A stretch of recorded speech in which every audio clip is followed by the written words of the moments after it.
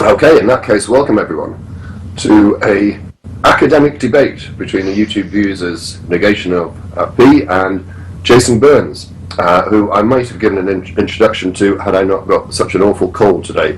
So there is a title and a structure that I will read out. The title is "Why Do You Behave As You Do When You Know God Is Watching?"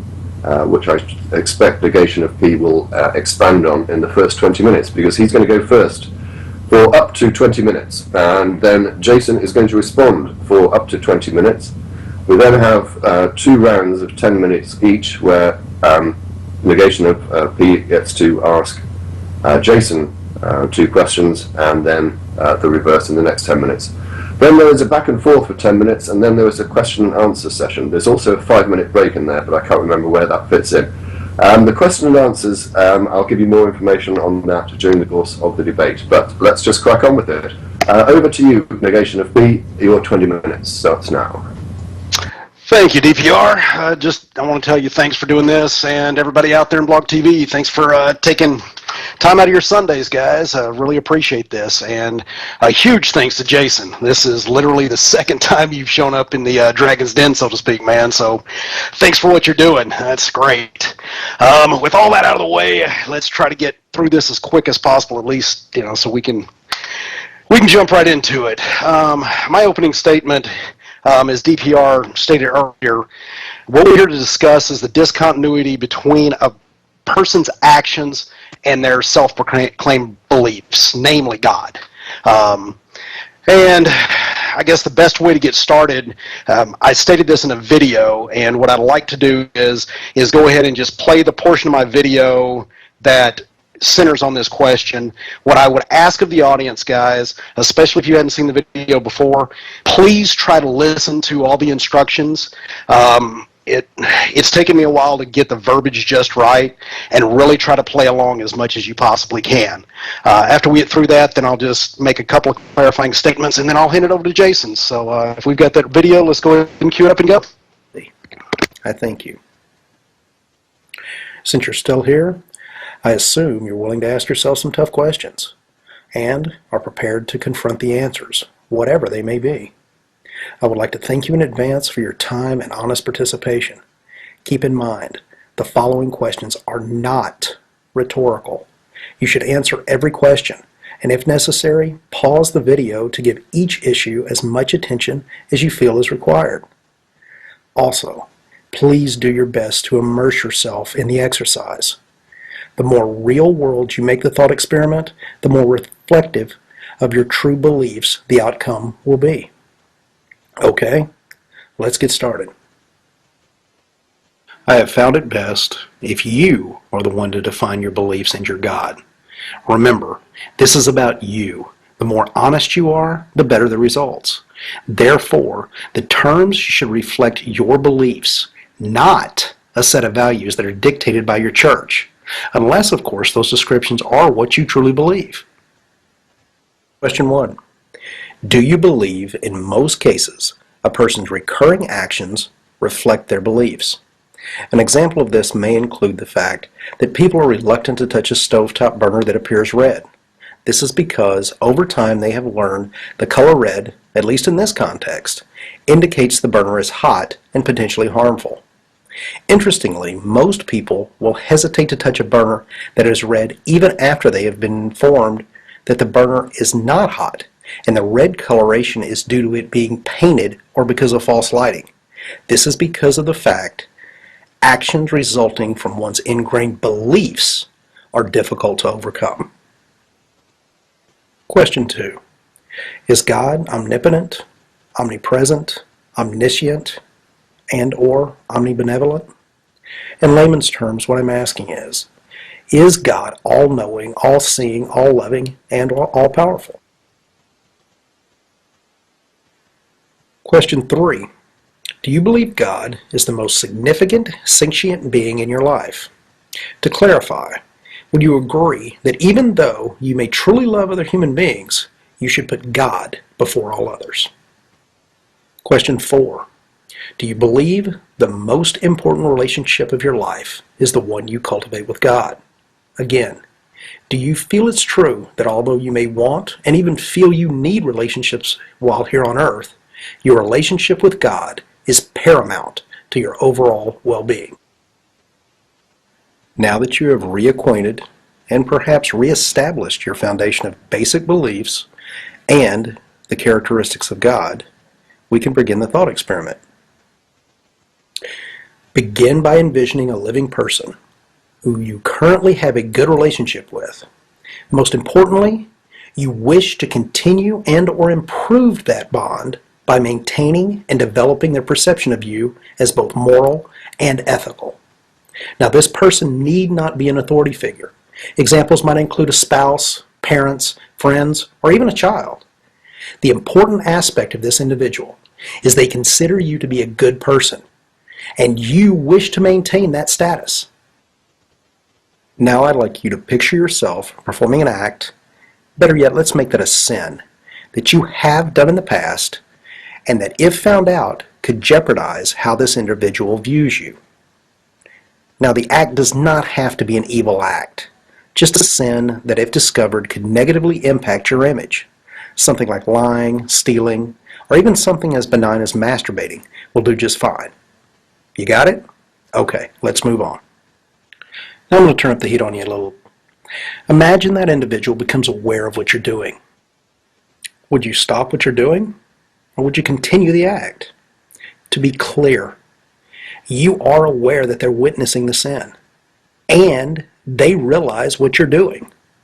Would you stop? Now let's back up a step.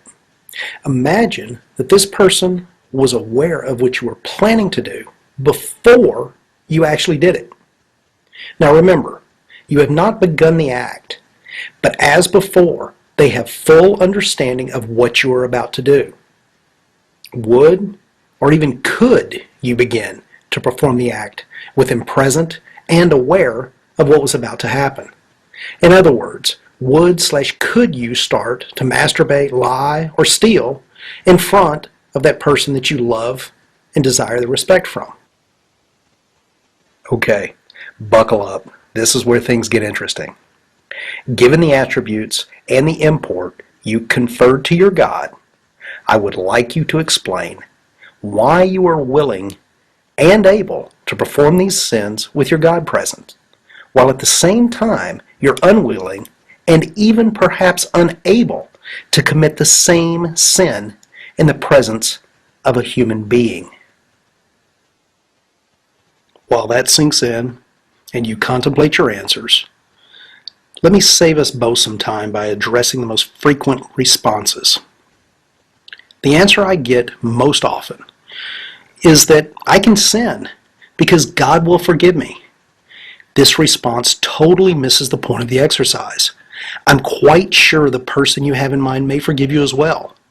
This does not change the fact that you will not commit that sin when they are aware of what you're doing.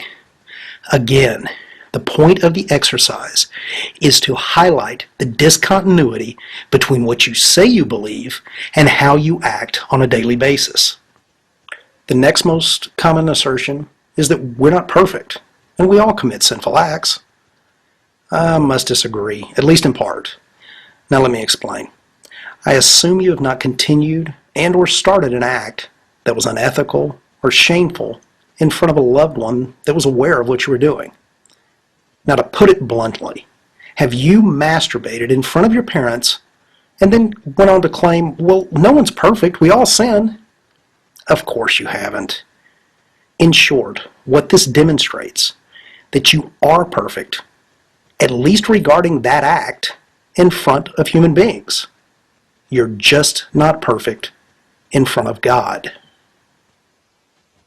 In closing, I realize this argument takes time for most people to comprehend, and it can be difficult to admit that your own actions will not only lead others to conclude that you do not believe in God, but it may in fact force you to reassess your faith as well. I hope this was at least interesting and welcome your comments below. Please rate and favorite as you see fit. Also, I, along with Live Life 8072, hold a weekly blog TV show called The Skeptic Fence. I would like to invite you to stop by and view what we do. We welcome people of all faiths and encourage everyone to call in during the question and answer portion of the show. Just in closing, first, Jason, again, thanks for doing this. And the main reason that I'm saying that is I don't know that my video's been around for right at a month now, and I've got a little over 1,000 views, 1,200, somewhere in that range. And even though I've had a lot of PMs and quite a few comments, Jason is the first person in either in the comments or in a video response or any other way has actually agreed to address the question. Everyone else is attacking the question itself as a group thought experiment and not applying it as it was intended. So I'm definitely looking forward to it. And again, thanks, Jason. I really appreciate you for kind of stepping out on a limb and being the first one to actually answer the question, which is, why you behave the way you do when you know God's watching. That's all I've got in my 20 minutes, so I'll go ahead and concede the rest of it over to Jason. Jason, 20 minutes. Hello, I just want to thank everybody for having me here, and I just want to thank Negation of P and Mr. Jones and Live Life, and just to offer a warm friendship to Mr. Jones and Live Life, and just to say sorry if I've ever said anything that's upset you. Please forgive me. I want to say first thing, the video when I first debated Negation of P privately really shook me up in one way, because it does expose any hypocrisy or anything that's not right in your life. Debating and discussing the video is a good thing from that perspective. So that's and also it's been a really stimulating intellectual journey, and for me the last week and a half thinking about the video. So those are the good things about the video. I know that it's a case of push it onto me why I act personally, but I think some important things need to be talked about objectivity. The title of the video does say proof, and I think that title should be taken out, because it doesn't provide any objective evidence that a person doesn't believe. It might show that a person might not believe, but that's not necessarily objective scientific evidence, and I think the title gives a misrepresentation there. Also about objectivity, and I say this with great respect, and I say this as critical to myself as well, but since 9/11, Sam Harris and Richard Dawkins and Christopher Hitchens and others have reacted quite strongly at that situation and wrote very strong polemical books. And on the backlash of that anger against religious extremism, a whole tsunami of YouTubers, atheist YouTubers, popped up, and they became kind of missionary atheists. And I think that has not changed. I think that backlash is still here. And so therefore, when people are making videos, they think they're being objective, but actually they're in the midst of that historical flow. And I think Negation of P is in the historical flow, and I'm in the historical flow. And I think that he and me have prejudice that perhaps we're not aware of in that historical flow. And you can see prejudice within this video. For example, Negation of P, and I say this as knowing that Negation of P is an honest, sincere man, and saying I'm just as bad as him. I have my own prejudice, so it's not like being critical of him personally. But it does say in the video, sin and church, and then at the end it says all religions are welcome to come to the Skeptic Fence. But within that video there, it's contextualized so that Christians can understand the video, sin and church.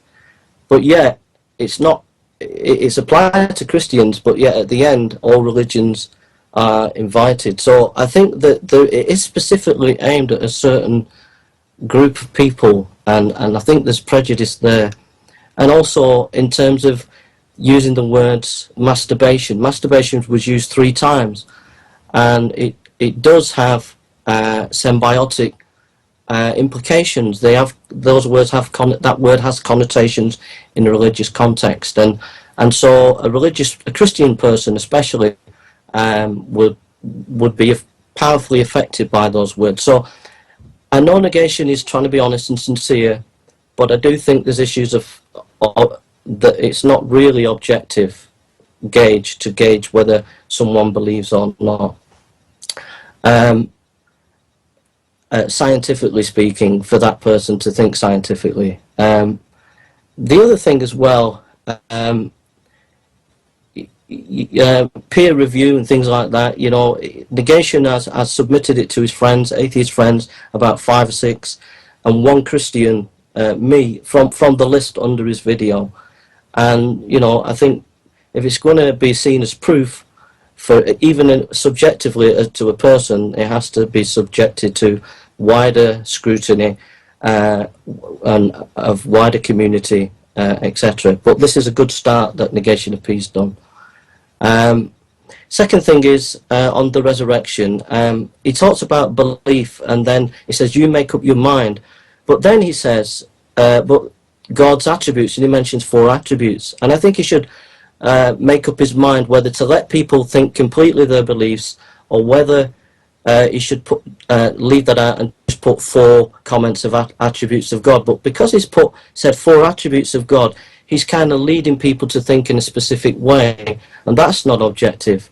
And I think, you know, I think it's important that, you know, we have to come back to this objectivity as well if we're talking about action and how people's beliefs work out in action.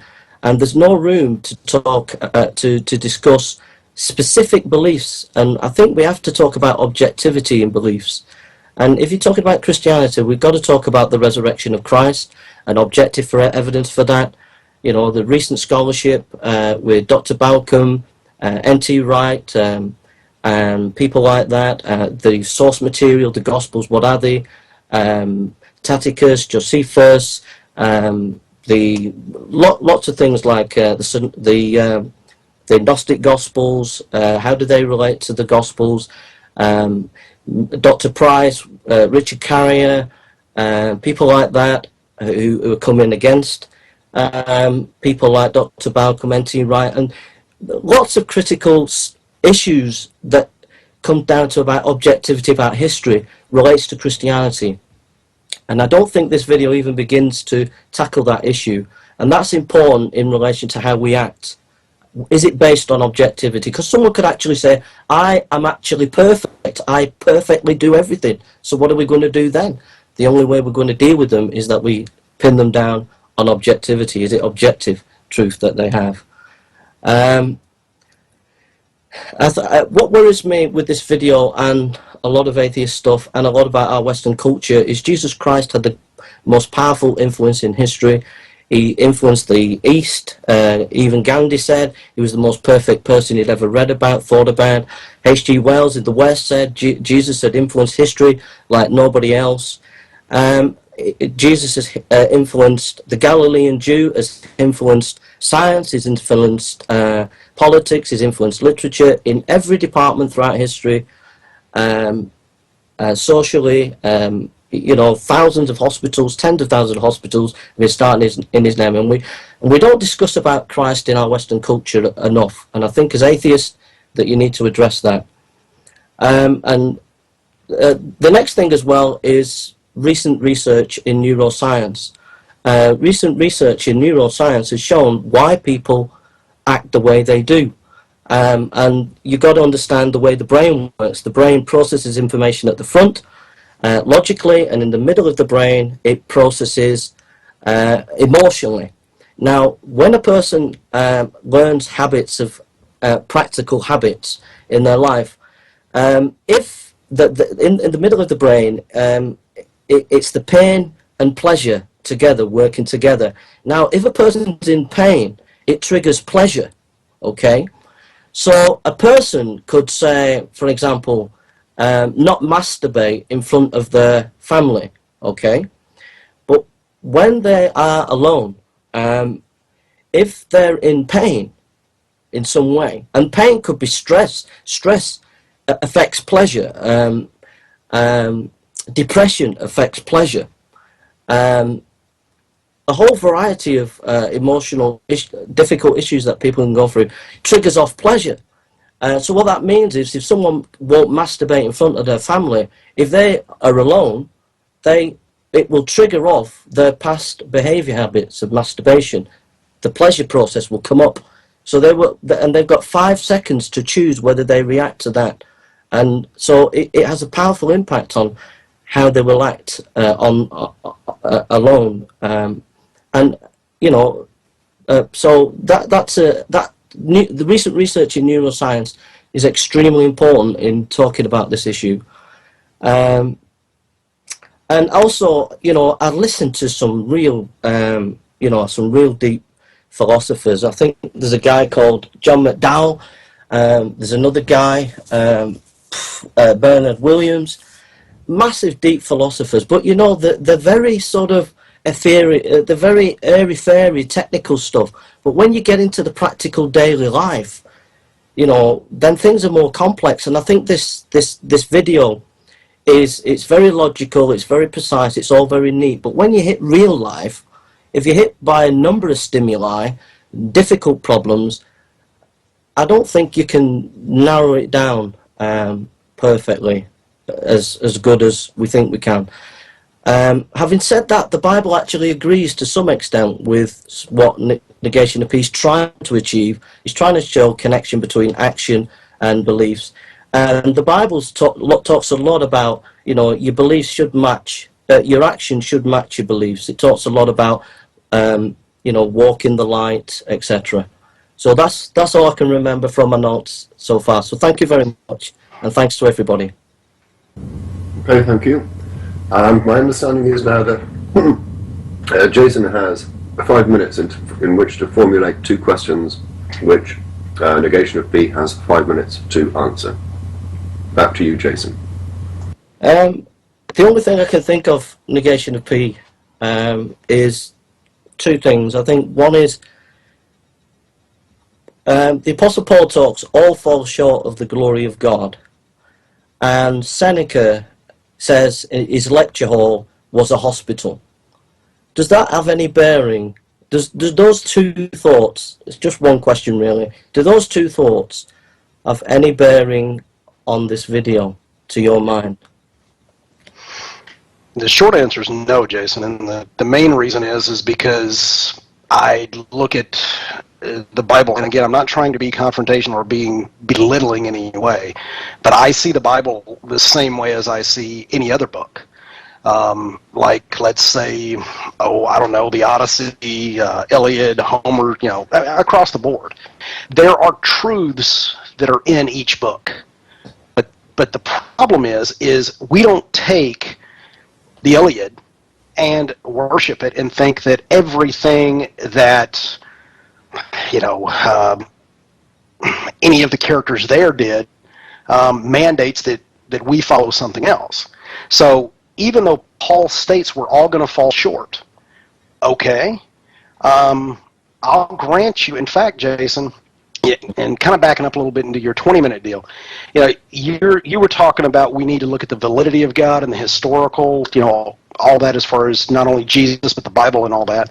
Jason, for this this debate, I will absolutely grant you that all of that is real, and that you 100% what you believe is actuality.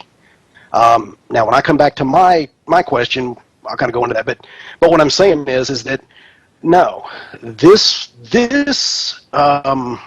question derived from a private conversation between me and Live Life and a real world action that it just was a light bulb moment. It came on and we discussed it, and from that point we started to develop this. Now that the thing about Paul and that statement is it's very, very all-encompassing. it's basically like saying that I will fall down before I die. I'm pretty sure that if I don't die within the next 5 minutes, there's a good chance that I'm going to trip and fall down. So an all-encompassing statement like that is, let's say, I don't want to say meaningless, but it definitely is not something that would have a predictive quality or be impressive in any way. So just because Paul states that, it doesn't mean a whole lot to me. I hope that helped, and I hope that answered it. DPR? Jason, this section allowed you 2 questions. You only had one, and we have time remaining. I don't want to take that opportunity of asking a supplementary or second question. Thanks, Mr. Jones. What about the Seneca quote? My lecture hall is my hospital. Does that have any resonance with you for your video? Really not, again, Jason. I think the problem that theists and atheists run into is that and again, I'm not trying to be, label all Christians or you in general or anybody else, but what I see is that it seems to me that most theists and most atheists, their main difference in coming to an argument or a belief is that the theist will base things on, at least in part, an argument from authority. Therefore, if someone that has a big name, a recognized figure, says something, it holds more weight than someone who doesn't. Whereas an atheist, it doesn't matter what the person's title is. Richard Feynman had a great quote on this. I can't remember off the top of my head, but basically he said, it didn't matter who you were with, what letters were behind your name. If you're wrong, you're wrong. And I think that is what atheists feel in general. At least I know that's how I think, is that I am going to run reality through the filter of what my logic, my reasoning, and my understanding of the facts are, regardless who says it. So to me, it's almost irrelevant who says it. It's either true or it's not.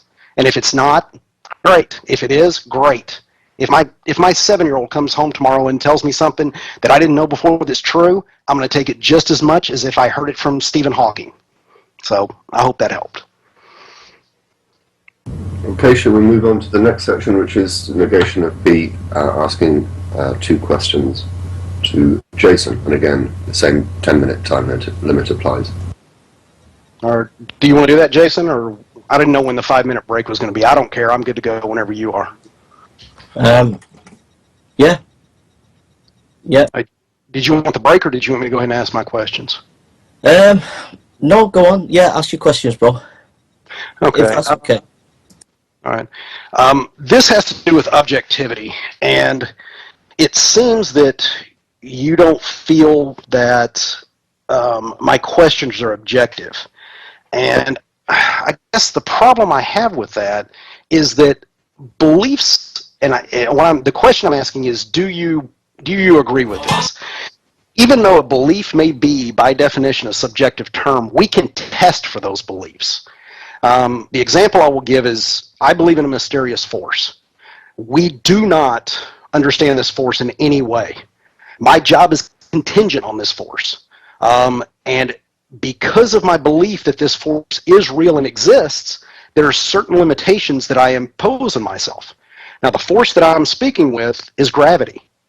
When I'm in my aircraft, I do not step out of the door when it's off the ground. Now, there is no one who can tell you definitively what gravity is. We can see the reaction to it. But again, I don't know if those reactions are real. In fact, I don't even know if what we're doing now is real. We could all be a brain in a jar for argument's sake. And gravity is just part of the construct of the matrix, for lack of a better term. But I believe that. Therefore, I don't do as Neo did and walk off the side of a building. Now, again, I was a little disappointed because the 20 minutes that you had, you didn't address personally anything on the argument. You talked about everything except how it pertains to you. Now, just as I can look at how gravity affects my decisions, I'm trying to apply the same methodology to how your belief in God affects your actions. And I'm seeing a disconnect there. So could you explain that for us? That's all I had. Go ahead on that one. Okay, bro. First of all, you talk about objectivity and as if Christians aren't interested in objectivity and names. You know, I talked about the resurrection of Christ, and you know, Tacitus and Josephus, and you know, there's information there about who Christ is historically, and the Christian faith is based on a plausibility of structure of basic facts. Okay, so I think you're being a bit prejudiced there. The second thing is, I also, you talk about the Apostle Paul and things like that before as well. You know, I gave you recent research. It's recent research I'm talking about, by Dr. Robbie on neuroscience.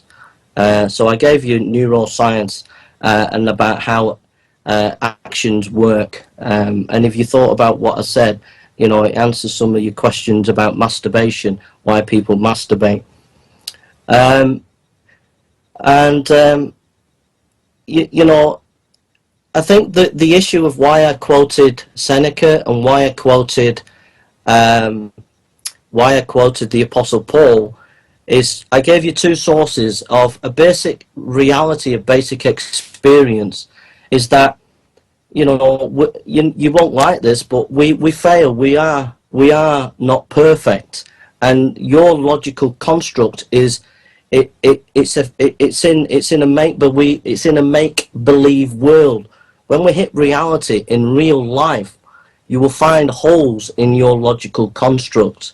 Okay, when you listen to Bernard Williams, he's an ethicist, and he talks about we've got to look at real life, and you know, even he, who's a perfect logician, like left his wife and messed up, you know, and he lived by logic and reason and wanted all things logical and reasonable, and he made a mess of his marriage. But he's not. That doesn't mean to say he doesn't believe in logic and reason. It just means he made a wrong turn in his life. So we've got to get back to being practical in everyday life, and that's the beauty of Jesus' teaching.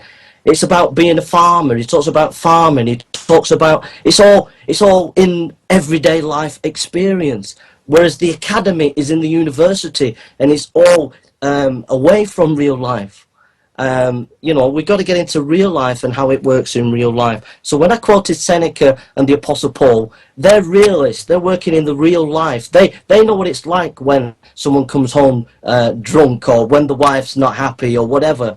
That's what we've got to get to, as well as the logical pincer movement of analysis, which you like, and which is very good. But let's get into practical everyday life. I'll give you a little story. A person came to Charles Spurgeon, this guy here. He was running a theological seminary, and a guy came to him and said, will you let me into your theological seminary? And he said, why should I let you in? He says, because I'm perfect. So Spurgeon got a glass of water and threw it onto the guy, and it went over the guy, and the guy got really angry and said, how dare you? And Spurgeon turned around and said, I thought you said you were perfect. You're not so perfect now, are you? And that's the problem with your video. Your video is sounds like negation. You're a logical Pharisee, that you're hunting people around, as if you can pin them down with your pincer-moved logic and expose their beliefs in hypocrisy. But at the end of the day, not everybody is perfect. Like I said, the Bible agrees with you to a part. Actions do tell us about what people are like. But your video is not realistic. It's not rooted in real life. We are not perfect. Even the most logical, reasonable person will make mistakes, will fail, even if they live to their own perfect standards. If you're making love to your wife, you do not take a book of logic with you, okay? You will go, you will make love, and while you're making love, you might have a wrong thought of another woman or whatever. You know, it doesn't mean to say you don't love your wife. Logic and reason is great, but it doesn't deal with real life as well. And you need the two in balance. You're on this side, logic and reason, let's get it all sorted. I'm saying, yeah, logic and reason, but let's just be practical.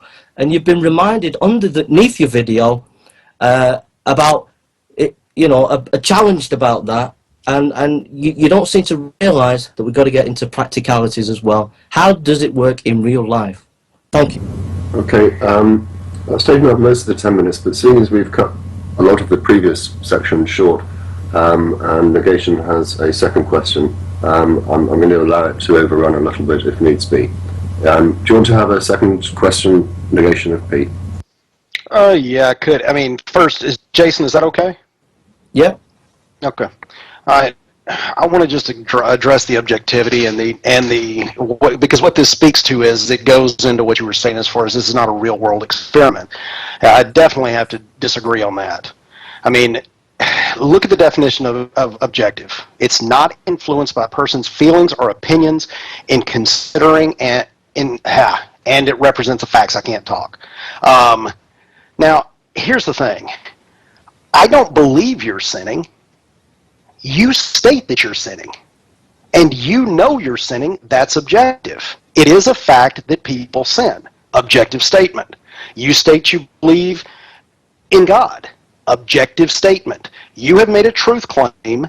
As far as you're going, as far as I know, all I can go off of is what you say. You say you believe, I'm going to take that statement as existing. You said it. You claim that everything runs contrary to basically what I'm saying in this video. But the problem is that I can show line for line that there is objectivity to everything. People sin. They believe in God. The entire makeup of this is based in reality because it's a day-to-day experience that every person has. And again, Jason, I have to point out that it was never meant to validate or invalidate any religion, you know, Christianity or not. It was meant as a personal question to the theist as why do you act the way you do when you know God is watching? And we've been on Blog TV now for, 30, 35 minutes, and we still have not heard one word on you explaining the discontinuity between what you say you believe and what you believe. And I'm not trying to get mad here, but I am getting a little frustrated because we've talked about this many times before, and I've tried to make it clear. Even with the preface of my my video, I say it over and over and over again. This is a personal experience, and don't apply it to a group. And answer the questions, not just tell me how Plenticus works into this. How I grant you, God is real, Jason. The problem is that digs your hole deeper. It doesn't make it easier, and I'll explain that later because I know I'm running out of time. Okay, well, let's allow Jason to address that point. It's being suggested, Jason, that you are not answering the question. Well, you see, the problem with negation, and it goes back to, if I write a play, and then I take it to somebody, and they criticise it, it's my baby. And because it's my baby, it's hard for me to look at it objectively. He's done this video, and it's his baby, and it's hard for him to look at it objectively. He's making a big assumption. He's making a big assumption that people will be perfect every time, that they will not sin before their loved one every time. And that's where he's made his big mistake. The fact is that people will not be perfect every time before their loved one. That's the point. If someone comes into the room and they're looking for, and you're about to masturbate or you're about to take drugs, you might be an alcoholic and you don't drink because you love your loved one and you won't drink in front of them. Yeah, you might do it that time, but like I said, I told you about the neuroscience. It's related. A person's negative beliefs beforehand, for example, a person's negative beliefs beforehand. Say they might be an alcoholic, they might have been an alcoholic once before, okay, and their family comes in, and so they're not going to drink. They were about to drink, but they don't drink, right? So they were okay that time. But then another time, they might have gone through stress, or they might have gone through difficult time. Now, like I said, the neurosciences, the brain works on two aspects. Frontal lobe, it analyzes logic. The middle part of the brain, it deals with pain and pleasure. Now, research was done in 1950 that with rats, that if the rats, if rats are stimulated painfully, they think they're experiencing pleasure because they're connected together. So the scientists were shocked when they provided a lever for the rats to receive pain. They actually went to it because they were receiving pleasure, and then they all died. So what that means is an alcoholic might not react to someone perfectly for a few weeks before their loved one, but if they go through stress or if they go through anxiety, the pain reacts and affects the pleasure, and therefore they're reminded of the old behavior, and then they end up turning back to the alcoholism. So what I'm saying is he's assuming that everybody's going to be perfect every time before their loved one, and that's his big mistake. Again, it's not rooted in practical everyday life. This is okay for someone who likes to read logic at home. But is this okay if you're a nice middle-class person and you've got lots of time to read logic? And it's very good and it's helpful to get us to think about it, and it has thought. But it's not okay when it hits real life, and he doesn't realise that. Okay, you overran a little bit there, Jason, but as I say, I didn't want to interrupt you. I think what we'll do is allow Negation of B to come back briefly on that point. Then we'll take our 5-minute break. And what I was also going to suggest is the next section that you have down is a back and forth for 10 minutes. Seeing as that we've run short on previous sections, do you want to extend that maybe to 20 minutes? Because that might be more interesting. And then, whilst you're thinking about that, can I just remind people that the last 30 minutes is going to be a question and answers from the audience. If you would like to ask either of the two speakers a question, either live, you can send a contact request to Magic Sandwich Show. Or alternatively, if you don't want to appear, you can send a question to me on Blog TV. Please pose it as a question, not a statement, and then I will use my discretion. So, Negation, did you want to come back very briefly, and then we'll take the 5-minute break? I'd love to, but I don't know. I mean, Jason, is that fair? Did I get an extra kind of bite at the apple, so to speak? Well, Jason overran a little bit, so I'm trying to be as diplomatic as I can be. Oh, I see what the deal is. The only thing I'd say is that was all great information, but again, it didn't speak to the question at hand at all, as far as I could tell. So okay, well, let's leave it at that. We'll take the 5-minute break, and then we'll come back and say, do you want to do 20 minutes to and fro? Dr. Jones, okay, we do 10, please. Yeah, no problem, we'll do 10. That was what we originally agreed. Okay, we'll be back in 5 minutes. Okay, sounds good. Okay.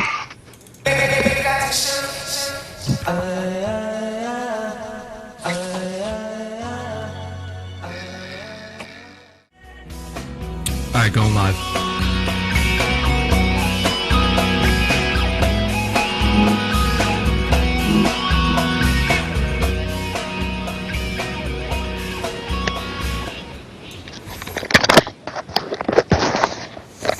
Okay, we're live. Okay, welcome back everyone, or if you're here for the first time, you're joining a live academic debate between the YouTube users Negation of B and Jason Burns. The topic is, why do you behave as you do when you know God is watching? We're now having what is referred to as a 10-minute back and forth, and then we'll be taking questions from the audience. I say, if you would like to ask us a question, either send a contact request through Skype to Magic Sandwich Show, or post me, DPR Jones, a PM on the Blog TV, and I will read the question out for you. Okay, so 10 minutes back and forth. I don't know whether we need to toss a coin to see who goes first, or whether you'd like to decide between you. It's fine with me. Okay, I'll decide for you. Jason, you can start. Okay, You thanks. might want to unmute your microphone. Okay, thanks, Mr. Jones. I'm just going to read the psalm and then just ask a question about it, if that's okay. It says, Psalm 51. It says, "Have mercy upon me, O God, according to your loving kindness, according to the multitude of your tender mercies. Blot out my transgressions, wash me thoroughly from my iniquity, and cleanse me from my sin. For I acknowledge my transgression, and my sin is always before me. Against you, you only have I sinned, and done this evil in your sight, that you may be found just when you speak, and blameless when you judge. Behold, I was brought forth in iniquity, and in sin my mother conceived me. Behold, you desire the truth in the inward parts, and in the hidden parts you will make me to know wisdom. Purge with me with hyssop, and I shall be clean. Wash me, and I shall be whiter than snow. Make me hear joy and gladness, that the bones you have broken may rejoice. Hide your face from my sins, and blot out all my iniquities. Create in me a clean heart, O God, and renew a steadfast spirit within me. Do not cast me away from your presence, and do not take your Holy Spirit from me. Restore to me the joy of your salvation, and uphold me by your generous spirit. Then I will teach transgressors the ways, and sinners shall be converted to you." The context of that psalm is King David was a king. He loved God, but then he was having a relaxing time at home. He saw Bathsheba. He fancied her. He thought, "I like this. I want a bit of crumpet," and he sent Uriah, Bathsheba's husband, off to war. Purposely made sure that he got killed. Then he had his way with Bathsheba. Then the prophet Nathan cornered him and pointed his finger at him and said, "You're the man, you sinned." And in his brokenness, David repents, and this is the psalm. Now, the question I asked to negation of P, did David believe in God because he'd done that sin? Okay, we've got that. Negation. I actually love Psalm 51. That speaks absolutely perfect to this thought experiment. Would I say that David believed in God? If, number one, again, we're talking out of a book that, let's say, I don't quite believe is real, but again, I'm going to give you that it is real for this argument. I would say no. In the same way that I will not step out of the airplane at 30,000 feet because I believe gravity exists, he would not sin in front of Uriah, but he still sinned in front of God. So I love your analogy, Jason, because it talks exactly to what I'm talking about. As a human, David knew that if Uriah was present, he would have hell to pay. Potentially Uriah would kill him, or there would be other things to do. Not to mention just how bad he would feel, because if you remember what the relationship between David and Uriah were, they were friends. And if he had to have done that in front of him, it would have cost him pain to the point where I don't know if he would have been capable of doing it. Now, again, I know this is subjective because I don't know what he could have done in front of that person. But what I'm saying is this speaks exactly to the argument. You have demonstrated that David does not have the capacity to commit that sin, at least in front of Uriah, but will do it without question in front of God. So we are perfect, Jason. We're perfect when there's another person present. That's the perfection argument. You cannot, at least I don't know of people, that if they believe something is wrong, will do that. In a moment. Yeah, go ahead. In a moment. Yeah, it's back and forth. Go ahead. Oh, sorry, Mr. Let him finish. No, I was done. That's fine. Go ahead, Jason. Okay, Jason. Okay, I'm sorry, Mr. Jones. Sorry, negation. You said, I quote, you said, you were perfect before Uriah. What about if he has Bathsheba in his brain? What implications does that have? If Uriah's there, but David's having his wicked way with Bathsheba in his head. Okay. He's still before. He's still. No, the next thing is. Jason, wait, no. We're not going to do the Ganesh Gallop. Stop. We're going to stop. Both of you, please. Jason, you made a point. Let negation deal with that point, one at a time. All right. So the point is now we're talking about thought crimes. Again, if Uriah knew what David was thinking, and David was aware of that. Let's say that instead of thinking, because the thought crime aspect is a little, well, let's say out there. What I'm saying is let's say that he's talking about doing it with his friend or even just talking to himself. Uriah walks in and he figures out that Uriah can hear what he's talking, what he's thinking, whatever. I guarantee you he stops, just as if anybody else would, because it's his friend. He doesn't want to harm that individual. He can't bring himself to do it in the face of another person. And the only place that we have to worry about thought crimes, Jason, is in the book that you're talking about. So unless we can get past this and you can show me why you will not commit the act physically, because that's what the argument speaks to. We're not going to go into thought crimes. Okay, well, you seem to have tickled Jason, so let's see what he has to say. It's just, I just love it. I just absolutely love it. Negation, you're just like, I mean, it's just not, come back to this reality thing. He's not, first of all, David would sit in front of Bathsheba. He would manipulate Uriah and get him dead, and then he'd have his wicked way with Bathsheba. And the problem is there, David knows God is watching. He knows God's watching, but he can't help himself. He wants a bit of crumpet, because that's his weakness. Hey, Jason, I haven't finished. Please, can I just finish? He wants a bit of crumpet. And the second thing is this bringing in Uriah all the time and getting someone, I don't know where you live, Negation of P, but I don't... Well, rather than get personal, let him perhaps address the point. He wanted a bit of crumpet. What's wrong with that? Negation. Okay. Well, the problem is that it injures... Okay, I want to change the topic. I want to kind of change this around a little bit because maybe it'll help. Okay, number one, why would that infidelity be wrong? Well, there's a thousand different explanations we can go into and get into objective versus subjective morality and all of that crap. I don't care. Let's say that I give you every point that yes, it was wrong. You're still not able to explain to me, Jason, why he, or more importantly, what the entire premise of the argument was, why you will be perfect in front of other people. You say that I'm not dealing with reality. Jason, you're the one who has, maybe I'm wrong on this. When you're in another room with somebody and there's something that you feel is unethical, you will do that act in front of them, yes or no? Jason. Could you say that again? Could you ask that question again, I guess you please? Sorry. What it boils down to, Jason, is that with Uriah and David, it's the same thing as you and potentially your mother or somebody else. David couldn't do it. You're telling me that I'm not dealing with reality, when the reality is every person on the planet acts just like David did, including you.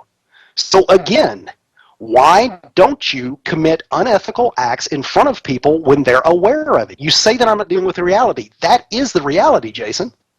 It's not reality, Negation. People do, I don't know.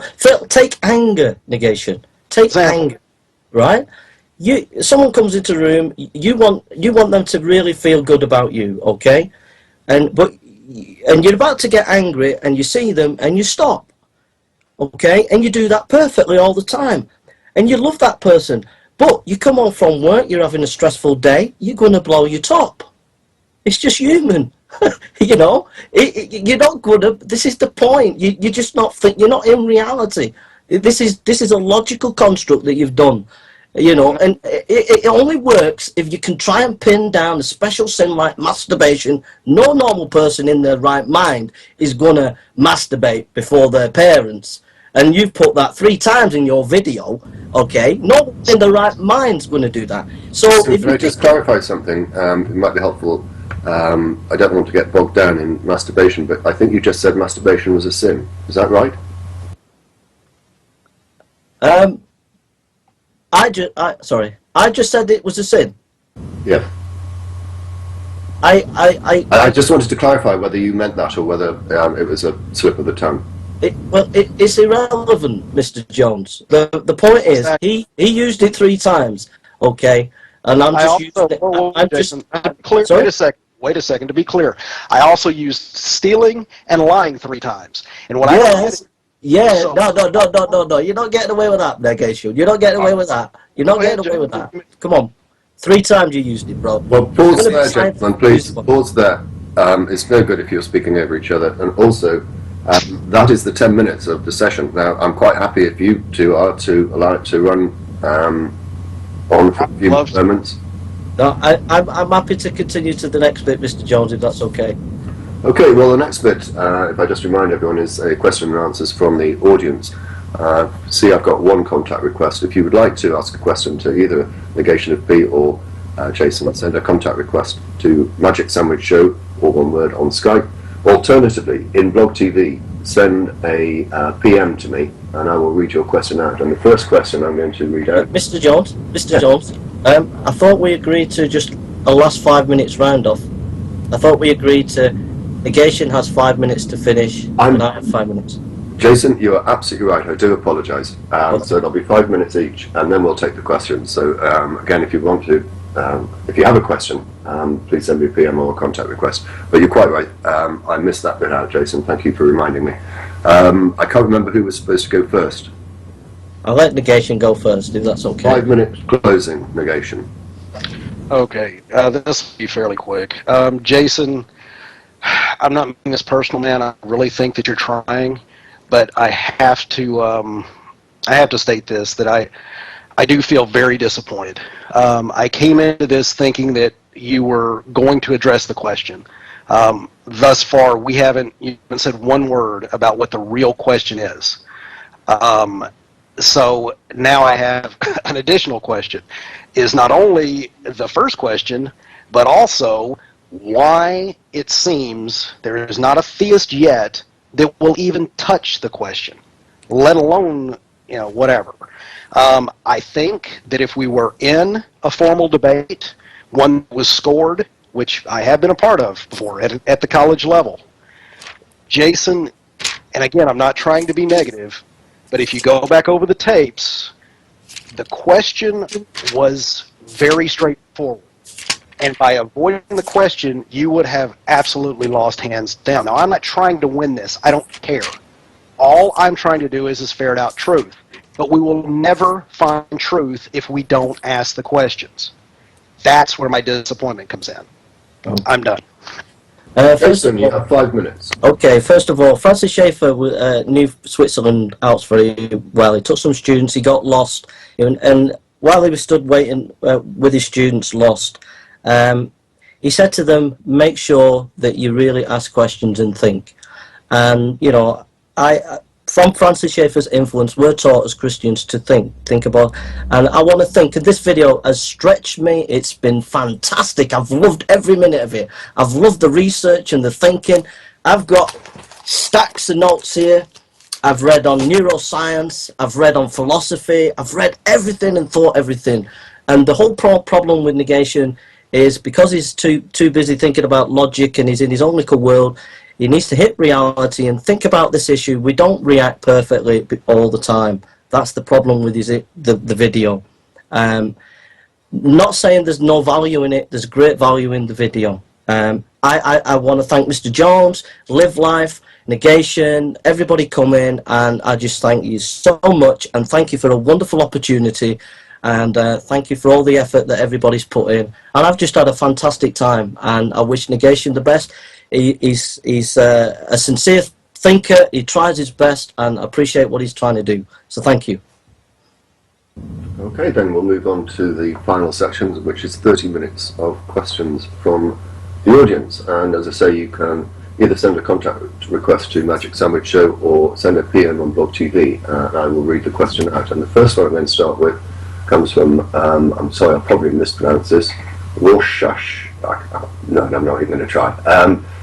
He states as follows, Jason, even if we grant your premise that one can believe in God and not always act like one does, what does behaving in such a way say about the strength of a believer's conviction?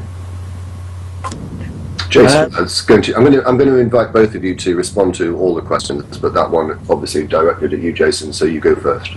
I think it depends. I think there's a lot of truth in what Negation of P's video. There's a lot of truth in it, about the way you act, and how you act tells a lot about what you believe. So there is a lot of truth in that, and the Christian faith talks about in John chapter 1, 1 John chapter 1 and 1 John chapter 4 and 5, it talks about walk in the light, obey, love the poor, don't hate your brother. If you hate your brother, you're not truly a Christian. But it also says, but if you sin, you can if you confess your sins, he is faithful and just to cleanse you from all unrighteousness. So the Bible expects high standards. It expects you to walk in love and obedience, but it has an allowance that you will make mistakes, you will fail. That's one point. The other thing is, there are grades within the Christian life. It talks about babes in Christ, and it talks about being mature in Christ. Now, some people can have, in China, they haven't got Bibles, okay? So a Christian will be a babe in Christ. They won't know much. So the way they live, they won't have much knowledge. And, the Christian faith is based on intellectual knowledge, and they won't have much intellectual knowledge. And so that will have an effect on how they behave. And someone who's mature will have more intellectual knowledge. So these what I'm saying is there's the stricter that we've got to strictly obey God, but we've allowance for failure. But even in the Christian faith, there are grades of obedience. It has allowances for people's failures and weaknesses. It says we're new creatures in Christ, but if you're a drug addict and you've just got saved, you can be loving, but you're going to be struggling for maybe 6 weeks, a year, many years with your drug addiction. Are you going to say the person's not a Christian because they're still taking drugs? No. They've got a problem with drugs. It doesn't mean to say they're not a Christian. So just because some actions are not consistent doesn't necessarily mean that they don't believe.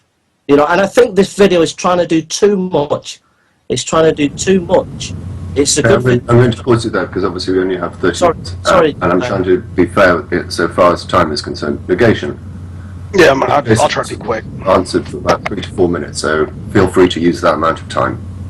Okay. Basically, yeah, I think that's a great question because it speaks to the heart of my argument. And I think the problem is when the theist comes back and tries to establish that God is real, it only makes his job that much harder to explain his actions. In the same way that, let's say that I have a child and I live on a busy street. I live on that street my entire life. I'm fully aware of the hazards that street have, and I decide that I'm going to let my child play out front unescorted, and the kid gets in the street and gets killed. And the police officer shows up and says, explain what's going on. And instead of explaining my actions, I'm going to go off and tell him the history of the road, tell him how dangerous it is, tell him every wreck that's happened on that road. That's going to hang me in a court of law because I have no way around explaining why my actions, how I could have taken those actions when I understand fully the hazards involved. Now, in this analogy, the child is your soul, and the hazards are the sins. Now, when you say that God is going to punish you in such a way, the same way that gravity will punish me if I step outside my aircraft, and you still step outside that aircraft, there's a huge disconnect there. And why no one will answer that, I don't know, but I'm not going to get into that again. Thanks. That's all I had. Okay, in that case, we've got one live caller. Just take me a moment to bring him into the call.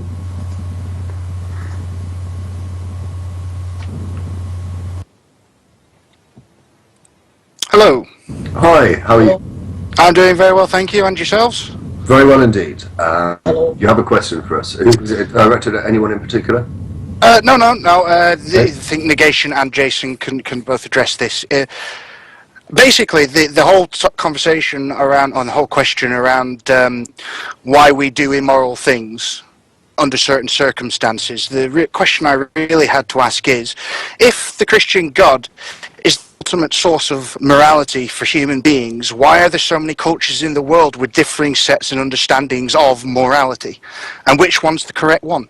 Okay, I'm going to go with Negation first, because Jason went first last time. Negation, within reasonable time limits, give us your thoughts on that. Okay. I look at morality as an evolutionary process, kind of in the same way that, computers or science are. You're absolutely right. I believe that morality is, let's say, a fluid movement. And a moral norm is based on what you were brought up to believe in society. What would be the worst case scenario for cruelty as far as we look at it? Probably, I would say, a child being tortured or, spit in that way. Well, the Aztecs had no problem doing that. They sacrificed 80,000 people in a day, it's estimated. 250,000 people a year to appease their gods. Literally bringing people to the top of their temples and cutting their hearts out without anesthesia, disemboweling, human skinning of these people. All of that was viewed as moral because the gods deemed it so. Now, of course, we can get into the Euthyphro dilemma from this, but what I'm saying is that absolutely I think that you're on point. Morals evolve, and the more intelligent we become, the better as a species we become, the more we're going to get to where we do care about the entire race, and we're not going to have these sorry, Jason, I don't mean this in a negative way, but basic beliefs that there's a God there, therefore God says that we must do it. We're going to run it through the filter and see if it truly is moral. That's all I have. Jason, before I come to you, I noticed that we're being featured. If you happen to be watching us from the outside, so to speak, do feel free to come and join us. You'll be joining a live academic debate between Negation of P and Jason Burns. The question, or the title of the debate being, why do you behave as you do when you know God is watching? So do come and join us. We've got about another 20 minutes left. Jason, over to you. John Lennox in his book Gunning for God talks about the is-ought distinction, and he talks about David Hume and Wittgenstein talked about how you can't get from the is to the ought in morality. In other words, nature does not say anything about morality. Doesn't say anything about morality. There's no morality in nature, end of. So if you're in the evolutionist, you could talk about morality, but there is no morality. All you're talking about is social norms, but that's not morality in the terms of having value for an individual. Evolution and atheist ethics is more ontological. It's about action. Christian ethics is more about ontology. That is to say, I'm just a bit tired and a bit nervous now. Evolution works and atheist ethics works on the functionalism of what a person's meaningful in their action. Christian ethics works on ontology. That is, your being, your very essence is a moral being, and you are valuable as a human being. And that is not something that you can have from nature. Nature doesn't do that. The is-ought distinction. So I would say that if you look at history, human beings are moral creatures. All right, that has nothing to do with evolution. When you say someone is a moral creature, you're saying that they have value. You're saying that they have purpose. And when you look at human beings, if you look at history, they might express it in different ways, but they have a sense of desire to try to love each other. They might express it in a different way than you or I, but they have a desire for justice. You look at the Armani tablets, there's a sense of justice there. If you look at the Egyptian culture, you look at Athenian culture, you look at ancient Socrates and the Athenians, you look at Buddha, you look at the Hindus. There's a sense of people are valuable and we want justice and we want to love each other, but there's also screwed upness. And that's part of the morality in the sense that we fail, we make mistakes, you know, that's the practical reality of life. It's not just logic. I don't mean to cut anybody Sorry, off. I'm sorry. Negation, do go on. Well, I don't mean to cut anybody off. Jason, I'd love to explore this a little bit with you if you would like to hear my thoughts on morality and kind of do a little back and forth on this. Feel free, but don't forget, we finish at after half an hour, mate, because I'm getting tired, mate. I understand. I don't want to cut off the questions. DPR, how many questions do we have? Not that many, so feel free to carry on. Okay. This is going to be kind of a really quick back and forth, Jason, if you don't mind. Could you tell me... No, excuse me. We agreed. Yeah, that's exactly... Yeah, we agreed to the questions. Right. The end. We had structure. Wait, Jason. No negation. Listen. I'm not going to ask a question, Jason. That's why I asked if you wanted to go this way. If you don't, then we'll go back to the questions. That's fine. Okay, bro. What would you rather do? Which do you want to do, Jason? Well, I've mentally prepared myself with the structure that we had. Okay, we'll stick with that then. I thought it was an interesting way to go, but that's fine. So in that case, Negation, if you want to say something, I don't mind that. If you want to say something. No. Okay, let's go back. Okay. Let's go back to the caller and see if he wanted to come back on anything. I've got a couple more questions that have just been PM'd me.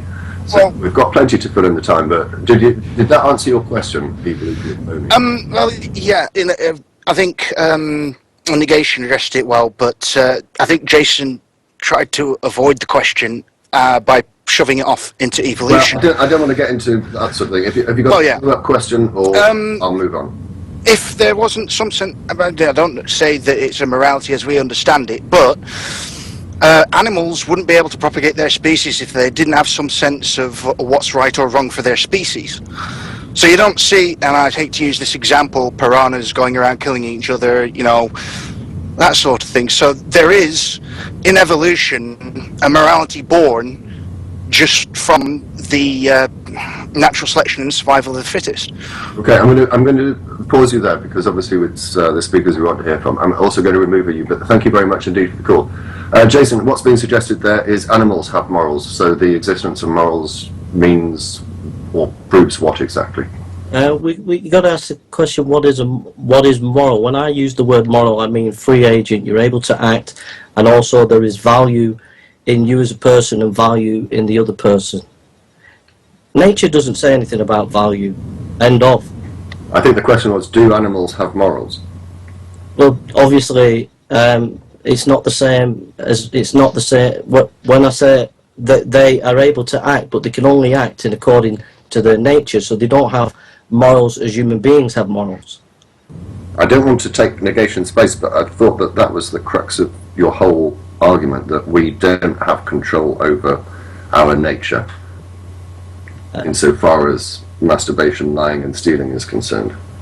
Yeah, but I didn't bring in the neuroscience, and in the debate there's a very important part of the thought process. If you study neuroscience, I just listened to a lecture today at our church. We had an expert in psychology and neuroscience come, and he was telling us that the brain has about 7 seconds to make a decision. It's not aware of it. It just comes in the mind, and you're not aware of the connections within the brain. And if you're in it brings the image of a past event. We'd have to go back to the neuroscience, but so if you get that image of a past, we'll just have to go back track because it's important. Like I said, in the neuroscience, the brain at the frontal lobe is logic, and in the middle it's emotion and pain, pleasure and pain. Okay, if a person, say, is a drug addict, Mr. Jones, and he's been a past drug addict, but he's changed, he's reformed, and as he goes on in life, and he experienced some stress, that is seen as pain within the middle of the brain. But the pain will affect the pleasure part of the brain. So it will bring up his old experiences for drugs. Now, at that point... Jason, I fear that you're simply recounting what you've already said before. In neuroscience, there's 7 seconds. Yes, you've made that point 3 times now. No, 7 seconds subconsciously, and you're not Made aware. the point 3 times now, Jason. We've only got 10 minutes left. So Let the negation point, be the silent. point is, he can actually agree to that image coming to him, and if he does, he'll go back to his old ways. Okay, and so it's You made the point, Jason. I'm going to insist that you stop there. So fish are not. Jason, you've made the point. Okay. Fish are not aware of it. DPR, let him finish real quick. I don't mind submitting some of my time. Go ahead. Fish are not conscious of these images in order to make choices like that. Okay, negation.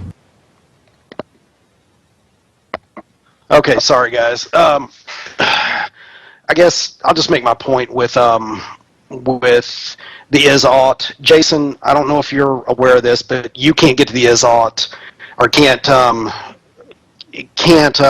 account for is-ought either. And what I mean by that is that most people, when they are talking about why we should do something, or the ought, and when you use God as your test to define what the ought should be, because God is in his infinite love and all of that. Well, when I ask I shouldn't say every, when I ask most theists, what does it mean to be moral? Most of them say it's reflecting of God's nature. Now, if we use that, you have real problems, because I think we could all agree that harming children is just about the worst thing you could possibly do. We have multiple examples in the Bible. Exodus 4:21 through 23, where, and that's the one that I key on. In that's where the Lord tells Moses to go back and tell Pharaoh to let his people go. But beforehand, he tells Moses that he is going to harden Pharaoh's heart. In other words, he is going to brainwash him to the point where he doesn't have the ability to let him go. And because of that action that God mandated, he kills every firstborn. Now, is that moral? And if your morals are reflective of that God, I fear for you. So you can't get to the is-ought any better than we can. So be careful with that. That's all I have. Jason, do you want to respond quickly to that before I take the next question? No, it just makes me laugh, because I like the bit about Moses and Pharaoh, and I've had a lot of talks with atheists about that. That's why I'm laughing. You know, I'm not laughing at you. It's just, right. Let's take the next question then. We've only got 10 minutes left. It's a good point. A good point, negation. The next question I'm reading out comes from Logical Statements 183. And he asks, why are you, Jason, not a Muslim? I'm not a Muslim because of 1 Corinthians chapter 15. 1 Corinthians chapter 15 talks about is good historical source. It was most scholars would agree that it's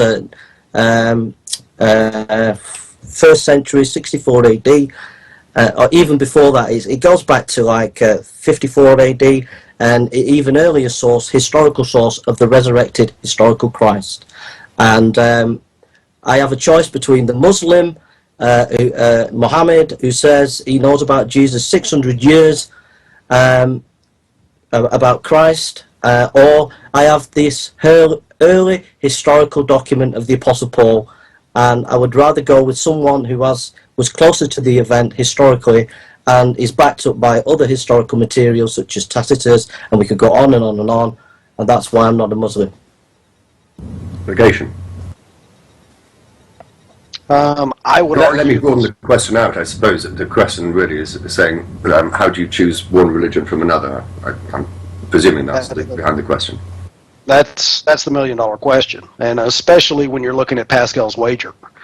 Not only is it problematic when you have decided on which specific religion you look at, but then to justify which sect of that religion is almost insurmountable. Christianity alone, we're looking at 33,000 different sects. Now, my challenge to anyone who wants to bring out Pascal's wager is that how do you know that what you're doing is not only as bad as what I'm doing by just not believing, but in effect going against the first commandment and pissing God off on a daily basis because of the God that you're worshiping is not the real God. Even if you are a Christian, you could potentially be a part of one of these sects that doesn't respect him in that way and doesn't follow what God wanted you to do. So, yeah, there's a problem there with trying to figure out why people believe and why they don't. I say it's, again, society. I think Jason is itching to come back. Jason. Pascal's wager. Most academics don't really understand Pascal's wager, and also you've got to look at Pascal's wager in its context. If you read his book, and I encourage you to read his book, you'll find Pascal's very important about evidences for the Christian faith. So, you know, it's not a lack of intellectualism in objectivity. So Pascal wager in the context of his book, and also it talks. You look into go and study the issue about infinite and finite. These are key terms. It's a bit complex, but you need to go and have a look at that. Very few academics, if you go on to Philosophy Encyclopedia, Stanford Philosophical Encyclopedia, go on there, read what they have to say. Even they don't understand. Even Hitchens didn't understand Pascal's wager, because very few academics realize the words about finite and infinite. A lot of academics have missed that. Jason, the next question for you is, what if you're wrong? What if I'm wrong? I think the thing is coming back to Francis Schaeffer. It's about thinking, and it's about always being open. Dominic Crossan, who is not an evangelical, is in Jesus Seminar. He's kind of like on the left. He said this. He said, data. He was Irish. Data is significant, and the important thing is to think and look at the data. And I believe that Christianity is based on historical evidence of the historical Christ, and I feel the data's there, and that's why I believe. But you must be willing to be exposed to other data, so it's important to read the Gnostic Gospels and to read widely. I'm convinced, and I love the Lord Jesus, and I wish you'd come and know the Lord Jesus, but at the same time, you've got to be open to other people's data as well. So I would say, go and read, go and think, read the atheists, read the Christians, and think. Yes, I didn't actually answer the question. What if you're wrong? Basically, but your answer was, well, I don't think I am wrong. That was not answering the question. The question was, what if you're wrong? I can't envision, I have this, Mr. Jones, I just have this love for Jesus, and I can't, it's like if me imagining that I don't love my wife. I just can't imagine that. Right, let's throw that one at negation. Negation, what if you're wrong? What if I'm wrong? Well, if I'm standing in front of a deity that is going to,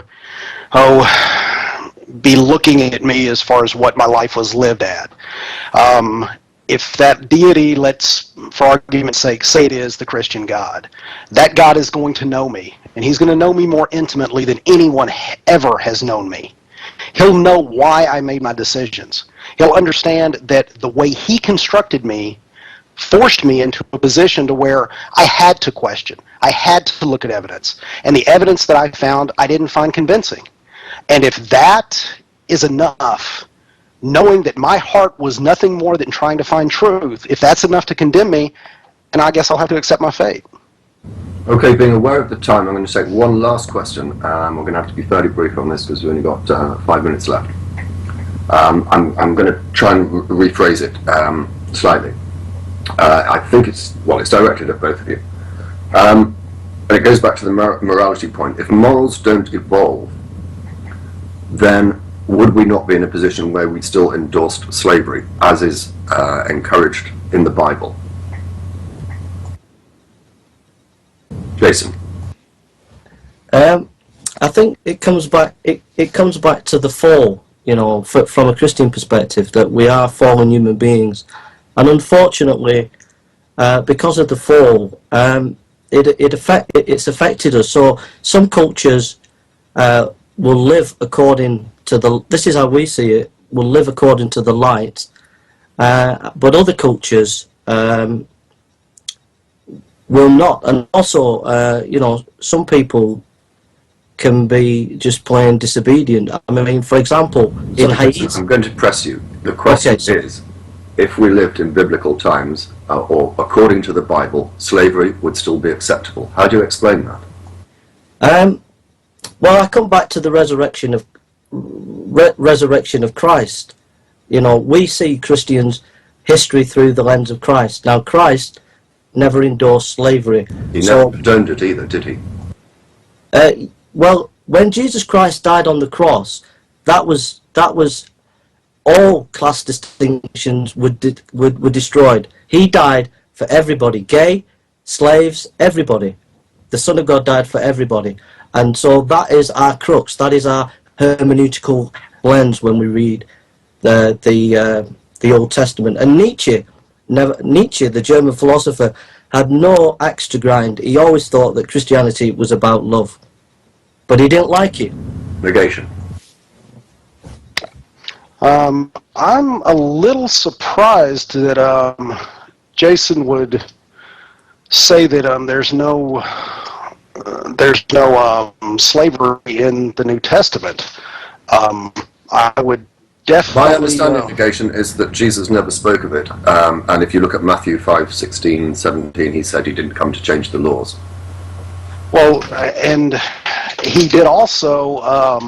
yeah, I mean, you look at Luke, you look at Timothy, you look at Ephesians. There's all mentions of slaves in there. In fact, if you look at Ephesians, slaves obey your masters with a depth and respect. Serve them sincerely as you would serve Christ. Now, maybe it's not from Jesus's lips, but again, if we're going to look at consistency and we're going to look at this is truth, in fact, capital T truth, then it can't be changed. It has to hold true in the same way that 2 + 2 is always 4. It doesn't all of a sudden change to 2 + 2 is blue whale. It's going to stay the same regardless of context, regardless of everything else. That is the definition of objectivity. So I'm very surprised that this slavery issue would come up, because when the question speaks to if we were living in biblical times, well, according to Jason and the rest of the theists, we are living in biblical times. And it speaks to this argument that we're living in biblical times. Everything is applicable according to the Bible. We're, as a people, though, picking and choosing certain things that do and do not apply. So, again, I'm not understanding the discontinuity. Let's go back to Jason. And Jason, perhaps you can address this point. There's nothing in the Bible, New Testament, anywhere that condones slavery. Would you accept that? And if so, why? Why do we not accept it as a society now? First of all, Dominic Crossan, who's not an evangelical, is on the left in a debate, and Marcus Borg in a debate with James White. Talked about, he mentioned slavery, and he said that in Philemon, Paul this is what he said. He said that it doesn't condone slavery, and yet he says in Ephesians it does. The key thing for the Christian is to come back to the cross and what the cross was all about. The cross was the Son of God dying for everybody. Okay, it was dying for slavery. And so in Galatians, Paul talks about there's neither woman nor Jew nor Greek, etc., that nor slave, whatever. We are all one in Christ. So Christ broke the way of he broke the sort of the class distinctions, but the way the Bible, the way the New Testament, you've got to get a handle on this. How does the gospel break social structures, immoral social structures? And it breaks it through the cross, in the sense that you know, the I'd like to come back on this. when people realize that they are loved before God and that God died for them, then you should treat them as you would be treated. And so Paul is not advocating slavery. He's advocating that you treat your person, the person, like the Son of God has treated you, died for you. Okay, can I just, before I come back to you, Negation, point out that that is the 30 minutes up. What I intend to do, if it's okay with both of you, is allow Negation just to come back on that point for no more than 2 minutes. Give you both then 1 minute each to finish off with, and then I will tell you where you'll be able to see this video. Okay. So, Negation, first, just dealing with that specific point, no more than 2 minutes, and then 1 minute each. Okay, Jason, you stated that Jesus being on the cross broke the apparently the Old Testament covenant. What I'm not understanding, and we've had this conversation, if that's true, then explain why homosexuality is wrong, because that's an old covenant. That is Leviticus, Deuteronomy. That is not New Testament. So why is that still wrong? But slavery, if you're going to break slavery, in other words, why don't you break homosexuality in the same way? I think that opens up so many cans of worms. Negation. I know, I'm sorry. I'm not going to go there, but I'm going to invite first Jason, just 1 minute to finish off with, and then 1 minute from Negation, and then, as I say, I'll wrap everything up. Okay, I just want to say thanks to everybody. I think Negation's more sharper than me, more logical, more you know, he's a much cleverer person than me. And I just thank you for having a chat with me, Negation, and I've loved every minute of it. And I just want to thank Mr. Jones, who's been an excellent host, and it's been really nice to be with you, sir, and live life. And just thanks everybody for coming. You've challenged me, and I've got a lot to think about, and so thank you for the time, and I hope it's been beneficial to everybody. Everybody, thanks for coming. Really appreciate it, and just wish everybody a happy evening. Thank you. Okay, Negation. I just want to kind of reflect all of things that Jason said. Jason, again, I know this has got to be hard for you coming into the Lion's Den. I absolutely appreciate what you're doing, and I hope that you didn't take anything that I said as a personal insult or anything else. I'm just literally asking questions. As far as, you know, how I think the debate went, you know, I still am a little disappointed that it really never did seem like it got to the question, but again, you know, we can do what we can do. I'm more than happy to, you know, take this on again if you want to, Jason, or even something else. I mean, I definitely love it. Your comment about me being sharper than you, I don't think that, you know, that enters into it in any way, shape, or form. I'm not trying to be good or slick or whatever. It's just I have questions, and I've had a chance to develop these questions for literally 25 years, and you know, so they're kind of at hand. I hope you didn't feel like I was trying to make you feel, you know, stupid or anything else. Everybody in the chat, y'all were great. I loved it. Anybody that's still out there on the outside, we do this every Saturday, or we do at least a show every Saturday. Please come in, and Jason, you're welcome anytime. Thanks. And DPR thinks you did a great job. Thank you very much to both of you. Thank you also to everyone that turned up. Thank you for the questions. I'm sorry I couldn't get to all of them.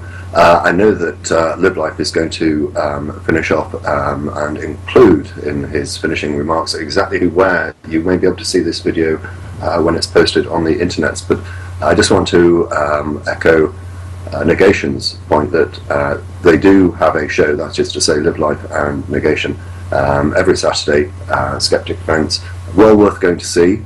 And on that note, thanks again to everyone, and I'll leave it to Live Life to close the show. Thank you. Thanks, DPR. Thumbs up for DPR, Negation, and Jason Burns. They all did a wonderful job. DPR Jones, great job moderating. I do appreciate it. Also, if you guys ain't familiar with DPR Jones, he also does a show too on Sundays on the Magic Sandwich Show. So make sure you guys go check that out too. We host it here every Saturday from 8 to 10 o'clock Eastern Standard Time. Me and Negation, we talk about the hot topics in the news that pertain to religion, politics, so on and so forth. So make sure you guys subscribe to the show. I do appreciate it. And Jason Burns, I accept your invitation to be friends, so I appreciate it. And guys, great job. Thumbs up for everybody. And that's about it. Good night, all. Thanks. Thank you. Thanks, Live Life. Thanks, Mr. Jones. Thanks, Negation. Thanks, everybody. God bless.